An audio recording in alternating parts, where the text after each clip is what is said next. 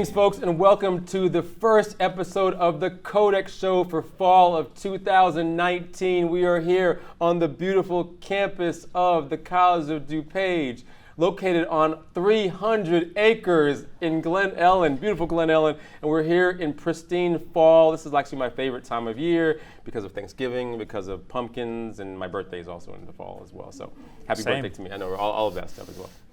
So welcome you here. We are the College of DuPage Entrepreneurship Club. My name is Peter James, and I want to welcome you to our meeting here.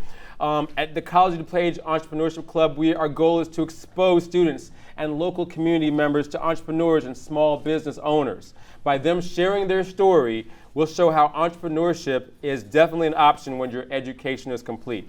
Again, as I mentioned, we're here on COD campus in beautiful Glen Ellen. We are bringing entrepreneurship to you, bringing entrepreneurs to you. We interview entrepreneurs, we dive into their world, but also we figure out how they got started and why they got started, which is very, very important. We have a live studio audience. Let's hear your noise a little bit. Awesome. You guys are going to ask a ton of questions as well, so I'm excited to dive into our guest today. We have a distinguished guest, Justin Mayer. Am I saying it right, or is it Meyer? Meyer. How are you, Justin? Doing well. That Meyer thing. It's common. It's not like John Mayer. It was spelled differently, right? Yeah, he spelled the same. Is it the same? He says Mayer. Are you? He says Mayer. Yeah. And you say Meyer. I do, yeah. But it's spelled the same. That's not confusing to me. No, right? Okay, absolutely. Are you actually as successful as John Meyer is? That's the plan, but no. I play a little guitar, not nearly as good. Awesome. No, that guy's good. So listen, welcome to the College of DuPage Entrepreneurship Club. I'm excited to have you. Thank I'm you. excited from the fact that not only are you a business owner, but you are faculty here on campus, which is kind of awesome, teaching business classes as well. But I think we all want to kind of hear a little bit about your journey. So give us a little bit of just a top surface of who you are, then we'll dive into some other questions as well. So who is Justin Meyer? Or Mayer? Nope. Meyer. So I'm a Glen Ellen resident. Awesome. I've been here for a few years. Probably before I lived there, I lived in the city for about 8 of that as well, maybe a little less.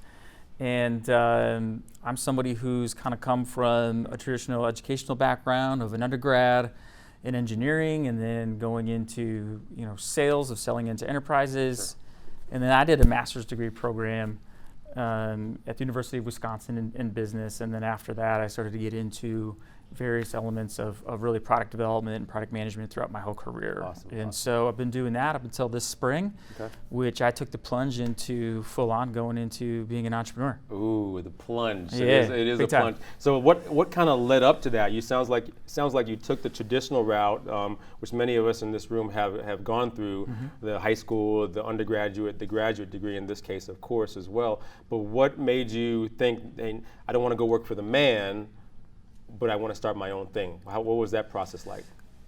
Long. Right. Yeah, filled with a lot of emotion. I'm a bit comfortable with risk and taking things, but at the same time, as you get to a certain level in your career, you get used to an income. Sure. I've got a family now too. I've got a wife and 2 boys. And so once you get to that level, like taking big risks is a lot different than being 22 and being able to couch surf. And so for me, it was, I've always wanted to start my own thing. I've always wanted to be my own boss, and I describe myself, and my wife does too, as an idea guy. Right. I've got more ideas than I do time and money to pursue. And so for me, I had one, and went after it, nights and weekends for quite a while, and finally just said, I got to do this. I got to check this box and see if this goes somewhere. It sounds like you took a calculated risk. For sure. Is that fair to say? As opposed to just jumping right in it head first. Right. You kind of made sure some things were in place before you went ahead and took the plunge. Yeah, absolutely. So I've been in, like I said, in product development for my whole career. So like I have been responsible for other product lines, managing like a $350 million product portfolio for a commercial fitness equipment company, having people that work for me, taking things from idea to launch to managing in the market. So I'd kind of done that stuff, but I'd always reported to someone. I always had to ask for permission to do whatever. So I had a little bit of that recipe already ready to go. So for me, I did some due diligence on putting together a prototype. and shop that around to some companies, and they said, yeah, this could do something for us. Awesome. And that's when I kind of jumped into it. Awesome. So tell us a little bit about the product or even the business itself. And I'm very curious because I'm actually very excited also because you're a part of Innovation DuPage, Right. which is an offshoot of the College of DuPage. So I want to hear about that a little bit later on. But definitely let us know about the product, the service. What are you providing? Yeah, so I'm providing software products. Okay, great. And so it's for companies, mid-size and large size. And what we do is we're a project management tool. Nice. We really don't manage projects themselves. What we do is we provide intelligence into that. So there's a couple really popular platforms out there. Slack is one that's really blowing up. Jira is used by developers. Yeah, yeah. And there's a ton of others, but Basecamp? Is that kind of all the same? Yep. No. And so we sit on top of it, Mm-hmm. and companies are always entering all these tasks and tracking all these tasks. And we just mine all that data that comes out of it, Sure. and then just sends it to people of here's how you could be more efficient. You've got a guy in Pakistan who would be really efficient to jump on this project. This is who you should pull in. All sorts of insights into the workforce and then efficiencies. Very, very cool, very cool. Those of you here in the audience, he's got a technology type based business, so it's kind of awesome. So if you have questions relative to this technology based business, it's a good opportunity. Just let me know by raising your hand, and we'll definitely open it up to you as well. So in this type of technology business where you're doing project management software, who's your niche audience? Who's your target market? Are you looking at companies? Are you looking at smaller businesses for that matter? What is the thought process around that? So we're a database company, data centric, and so the more data that we can pull, the better. So larger companies, huge teams, the better. We're a bit independent of what type of industry, meaning going into, you think a lot of tech companies, you think we're going to sell to Google, we're going to sell to Facebook, those are going to be our customers. But some of those first people showing interest have been Tyson Foods, which is your Purdue chicken and all that stuff. Nice. Johnson & Johnson, which makes drugs, pharmaceuticals. Sure. So we're pretty much industry independent, agnostic, which is super cool from the size of the market that I can tackle. Yeah. But as a marketer, in terms of focusing on a niche to sing to an audience, that gets really hard. How do you market to them? How do you get the word out that your product is available to them, and how it's going to even service them or make their business more effective or efficient for that matter? I know that's a loaded question, but how do you get the word out about you guys to them? Yeah, so there's a few different ways in which you do that. For us right now, because we're early, that's a lot of relationship building. Yeah. And then focusing on partners. And so it's called enterprise sales, right? So it's selling to large organizations. A lot of that's done very relationship. There's usually a single decision maker within an organization. Yeah. And it's just either reaching out to that person direct, or it's reaching out to somebody say Jira or Slack who's already got a relationship with them and asking them for that introduction, that connection, and kind of saying, hey, we can help you guys even more than what you're doing today. And I think early on for any business that's starting out, almost doesn't matter what product or service you have, there is a significant component in building relationships, meeting people, networking, partnering with them in order to get the name out about your business and what you do and what you can provide for potential customers. That's where the hustle is. There's that cliche about entrepreneurs being the hustle, and that's what it is, is really just getting to know everybody I can. I kind of look at music we talked about before. Sure. I will sing my song to anybody who will hear it right now. Right. I was well, let me introduce you to so-and-so. I know somebody at Lyft, and yep. I'm there. You tell me when, I'll be on the phone, I'll be on the airplane, whatever you need. Sure. Yeah. Wow, that's good stuff. Any questions from the studio audience as well? Yes, sir. Okay, so one, can you, I know, obviously I know the importance of networking, but can you just go in a little bit more depth on how important that is? And two, since you are a data-driven company and you are getting data, can you go, I'm with you, I think I agree with you, but can you just go in why, the haters say that, the government or the company shouldn't take care of our data, have our data, explain why they should. Yeah. By the government should? No, why companies. What companies should have data? Yeah. Okay. So I guess I can do the that. data business is booming, first of all. For I sure. would say to piggyback on what he's asking. So tell us why we shouldn't be afraid of data-based software companies. Yeah, that's good. That's an interesting question, The more data that we have in terms of at least what we do, the more actionable we can do within there. So artificial intelligence is like this big fancy word within there. Its whole purpose, though, is just to help make decisions. And so we use the term like machine learning. And so basically the more data we get, the more we can just say, hey, here's where you guys could be more efficient, because competition is getting harder and harder. And the bigger the organizations, they can do that. So it helps with the decisions. That said, also in this type of a situation where I'm talking business to business, there's contracts with data. And so we explicitly say, here's who owns the data. So for us, our customer owns the data. Sure. It's not even ours, but they just to say that we get to access it. Because if we can't access it, they can't do anything with it. So that's what's a little bit different about the Facebooks of the world, things like that, where you've got those terms of agreement, you can't read through those. With us, our lawyers and their lawyers are hammering out those details as far as who gets that, and so everybody's comfortable with that ownership within there. Interesting. Yeah, I truly believe that AI might be the future of marketing, just to think about it. And yeah, thank you for answering my question. It's the one of the two spaces where AI is going to be marketing and supply chain. Yeah, because it's going to target, like let's say you want to, like for my podcast, I can target people who have the same interests and want to listen to it, and it can better grow my podcast.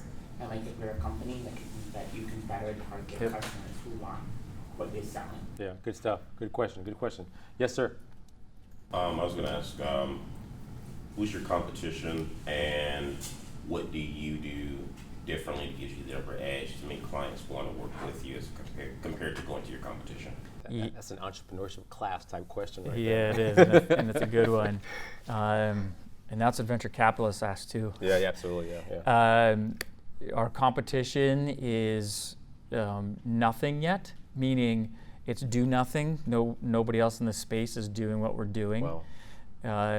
So that's good. But I already spoke with a company that I would like to acquire us at some point in the future. Sure. And they've already said, we're trying to figure out how to play in your space. We just haven't figured it out yet. So it's coming. Right. So my competition is really going to be all those platforms that I said we plug into. So it's like competition yet collaboration. Interesting. Yeah. Interesting. So we're just trying to have a leg up and just say like, listen, just let us do this thing for you. We're not trying to displace you. We're just going to make your business better. Yeah, good stuff. Yes, Mel. What specific databases has your company designed thus far? Like the names of the databases? Is it like Oracle? Is it like Epic? So we're built off of Google's TensorFlow, which is their machine learning platform within there. So there's a framework that Google has built. It's one of the 3 most popular. It might even be the most popular, and we leverage that one to build our own. So basically, we take that framework, and then we do some coding to make it proprietary, make it just unique to us, and that's what we sell as our secret sauce. So in terms of it being like a database, then would it be used by just regular businesses? Would it be used by like hospitals and medical offices, or what kind of data is it storing? It's storing their tasks data, and so for that organization on there. So it's at this point internally looking only. So if a company like Facebook, let's say, is using our platform, and all their developers and people who are using their task software within there are using that stuff, we're pointing within there, and we're just collecting all the task data by each individual. And so we can take a look at who's got technical expertise, who's got expertise in certain functions. So the technical could be like a coding language. Other things like that could be like who's really good at developing the mobile experience, who's really good at developing things for the United Kingdom. Wow. And then we can start to pull those things together and say, okay, now for your next project, you said you're looking for this. Here are the 3 people that you should bring on, and they're distributed across the globe, but maybe you didn't have access to them before. Wow. So. Good stuff. Yeah, that technical stuff starts to go over my head a little bit. Yeah, and even mine too. I'm the sales and marketing guy. Sure. When I was first linked up with my co-founder and stuff, I'm like, talk to me about AI. This is really intimidating. He's like, oh, this is so easy. I'm like, okay, nah, it's not. Yes, Mel. Do you think your technology is going to be transferable to the agriculture world of business, or do you think that's just kind of not in the same ballpark? I don't think that's in the same ballpark from what I can imagine within there. Despite having a family full of farmers, I don't feel like I know the business very well. Yeah. But for us, it's definitely not the type of value that we're going for within there in terms of efficiency and expertise, and intelligence. Yeah. How'd you get down this? This is my question for me. How did you get down this path? Who do you surround yourself with? I'm big on, and I was just talking about this in entrepreneurship class a little bit, surrounding yourself with people who have that growth mindset Sure. as opposed to that fixed mindset. Who's in your circle that you maybe can say that kind of keeps you sharp, keeps challenging you to a certain extent as well? Yeah, and like that was my mom's biggest advice growing up. Sure. Like the most important lesson, she was just like, who you surround yourself with is the most important decision you'll ever make. Yeah. So some of the people are like, we got some early stage investments, Sure. and so, they help advise us a bit and try to open doors. I've got a good friend who's pretty well connected in terms of whether it's certain industries like CPG, which is the Tyson, the Procter & Gamble. Yeah. I've got a friend who's phenomenal at insights at Pepsi. I know somebody in the venture capital space Sure. at one of the big ones in Silicon Valley. And then I know some other entrepreneurs as well. So it runs the gamut, but for me, a lot of my personal network is where I really lean on. But my personal network is pretty complementary to what I do. Awesome. So Awesome. I feel like I've got somebody for almost every single element of what I'm trying to. And that's as a result of the networking, of reaching out and meeting people and going places and not being Nonstop. bashful. Yeah. Nonstop. Good stuff. The investment world, I'm going to just ask one quick question about that. We don't talk a lot about that here at COD, but I'm curious, how was that process to acquire investors to buy into your dream to a certain extent? What was that like, the entire process? Was it challenging? Was it hard? For me, I wasn't there for that part of Okay. it though. Yeah. So here's how it happened for us is we've got a founding technical, our chief product officer, right? Sure. And so he's the guy who's telling me that AI is easy. Yeah. He was a chief technology officer, like a mid-sized company up in Madison, Wisconsin. And their CEO is also runs a little boutique investment firm. Sure. They talked about a problem they've been having internally, which is what this is about. And long story short, it was, that's great, here's some money, quit and go build that. Wow. And see what happens. And Does it happen like that? No. Because Nope. I need somebody to do that for me. No. Oh, sorry, that's funny. Yeah, no, it's good. Go ahead. There's a ton of different ways Sure. in which you can raise money. There's angel investors, which are individuals who will invest really early, and then there's like groups of angel investors, and then there's full-on venture capital, which is firms within there. At that next stage, we'll be going into that bigger thing. Right. If we need to do that, Okay. and that's where we're looking right now. Interesting, good stuff. You're over at Innovation DuPage. How did you land over there as well with Travis and those folks over there as well? Yeah, it's a great community, and I highly recommend it if anybody's looking to start something to join up within there. I knew about it before it had happened. I read something about it, Sure. and I started reaching out to folks that I thought were going to be a part of it, and some of them are, some of them aren't, and Yeah. Travis was, and so I got connected really early and have been at the hip and just Awesome. waiting for that grand opening to happen. Right. And I'm there Monday through Friday. Awesome. Um, And for those of you who don't know, Innovation DuPage is a co-working incubator space that is located in downtown Glen Ellen, which COD has ownership rights in conjunction with Yep.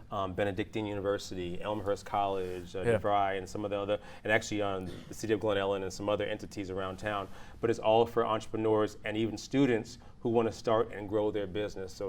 So Justin here is in the middle of that, and kudos to you for jumping in on that too as well. Yeah, thanks. It's fun. So any more questions from the audience? Because I got one final question for him. Nobody's got anything? Yeah. Okay, yes, Mel.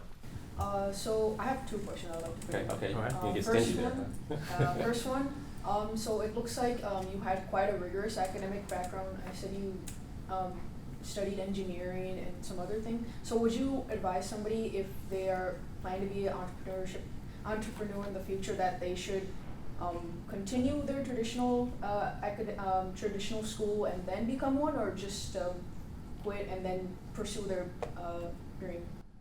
Hey, that's a good question. Everybody's got their own path. You know, I didn't think I'd ever go back to school after my undergrad. I didn't really enjoy engineering school. I was terrible at it. But I also had like a big family life situation going on at that time, which made it even worse in terms of I had a sick parent.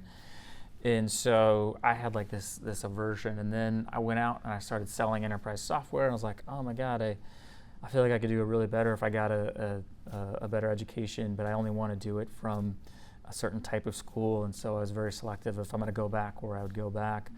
For me, that was the best thing I ever did because of the network that I got out of it, of not just professional, but personal.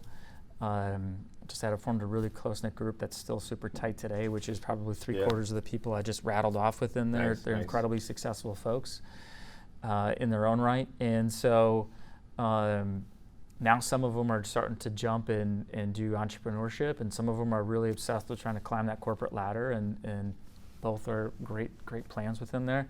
But I think if you've got an idea and you think it's got legs within there, I don't see why you have to finish any sort of like long-term master's degree or anything like that. Because what I have found is that the entrepreneurship community is amazingly supportive. The hardest part about it actually is getting money from customers, getting people's time and willingness to help, regardless of how busy they are, whatever they do. It's amazing because everybody will stop and seem to help. There's just this sense of community. It's a community of strangers even that it's like everybody's there for each other, and so you can figure it out. A lot of resources available. And then my second question was, so if you're explaining your business to somebody who is like not very technically savvy, how would you explain it? Yeah, that's a good question. So one of the things I try to do is like basically you can explain it to your grandmother, you know, like you really know something deep. And so basically is we plug in to other things, other type of software, and then we just read the text that's in there, and out of that becomes just some really simple charts that just says, hey, this person's really good at something, you should hire him or her. That's as simple as I would get down to it. Yeah. Good stuff, man. That's good. See, you've been practicing that a little bit. It's always honing that. I never feel like I've got it perfect. Yeah. Awesome stuff. So again, thank you so much for joining us today. My last question for you is this. So if you were college age all over again, a young Justin as well, and knowing then what you know now, what would you tell your younger self, or what would you do different? And this is an audience full of college-age students here. So, what would be your advice to them as they look towards their entrepreneurial journey, or just their journey in general? It's a loaded question. Oh, that's really good, because a lot of that comes from like what has worked for you, and also so where regrets and stuff are. For me, I would highly recommend creating something. So I've become kind of like design obsessed. Design is like what makes things look great. Design is how things work.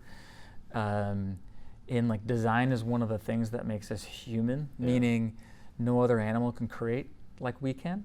And so just create something, just try something. And whether it's writing a blog, a book, whether it's graphic design, whether it's inventing some cool type of drone, whatever it is, like just do it. Because you get a lot more out of it than you would just by reading or following along on something. And there's so many tools that are available to do it that are even free. I mean, that's how I built that prototype. I can't code anything like that. And those nights and weekends, I built a prototype. It's wireframe, meaning it's just black and white boxes and things like that, but you can click through it. And it's all smoke and mirrors. There's no back end to it. And I took that around to a few companies, including Google, and they're like, yeah, we could use that. I'm like, okay, now I got to figure out how to build it. Right. Yeah. That so, but it was like why didn't I do this before? This is really fulfilling. I would say just create something. And those of you, of course, here on COD campus, so many resources here that are available to you for free that you can be creative and can come up with ideas and go ahead and make them work. But so many of us, our students especially, we overlook them and we just drive on campus, we drive off. But I encourage you to, whether it's the library, the digital, or the podcast area, or the soundproof room, whatever it is, it's all here to you, or at your disposal to a certain extent as well. So, Absolutely. Justin, thank you so much. Hey, let's pleasure. give Justin a hand, folks, as well. Thank you, everybody. Thank you. And thank you, folks, for listening on YouTube World. I truly appreciate you and look forward to having you for our next episode of the CODEC Show. Thank you so much. Take care.